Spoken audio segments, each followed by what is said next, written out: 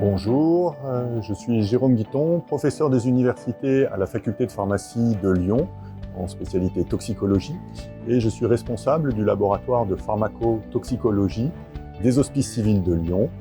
L'activité du laboratoire de pharmacotoxicologie de Lyon a pour vocation, d'une part, la recherche en urgence de différents toxiques ou stupéfiants dans les flux biologiques, mais également une activité de routine sur le dosage des médicaments pour le suivi thérapeutique. Parmi les médicaments, nous nous intéressons à de nombreuses classes pharmaceutiques, les antibiotiques, les antiviraux, et en particulier, nous avons un intérêt pour les anticancéreux. Les anticancéreux sont des médicaments extrêmement efficaces dans le cadre des traitements du cancer. Ce sont des molécules qui présentent une toxicité importante pour le patient. Elles sont indispensables pour la rémission des cancers. Ces molécules sont également manipulées par le personnel médical et non médical, et la dangerosité de ces molécules doit être prise en compte pour protéger le personnel. Dans ce contexte, nous avons décidé, en collaboration avec la société Ansell, de tester de façon dynamique la perméation de 27 anticancéreux vis-à-vis de 15 gants distincts.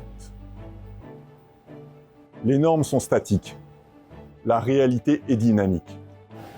Avons-nous décidé de réaliser ces tests à l'aide d'un système de perméation dynamique, et ce, de manière à mimer au plus juste l'activité quotidienne des personnels médicaux et non médicaux vis-à-vis des molécules anticancéreuses.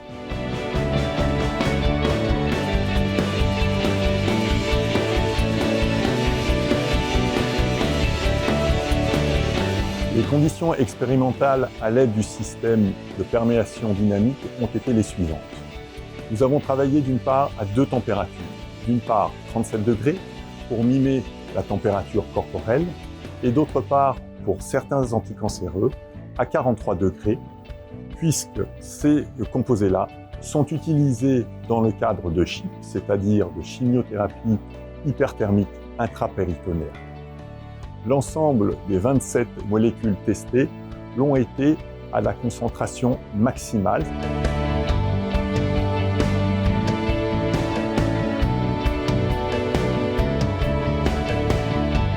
Les résultats ont été les suivants.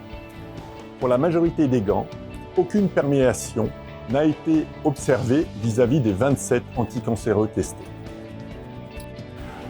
Pour 3 composés, la carmustine, le thiotépa et le busulfan, certains gants ont montré une perméation.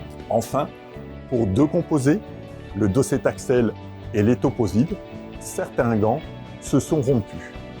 Grâce au système de perméation dynamique ACPP et aux conditions expérimentales que nous avons utilisées, à savoir une température de 37 degrés ou de 43 degrés, des concentrations maximales d'anticancéreux et le système dynamique de test, nous allons largement au-delà des normes en vigueur.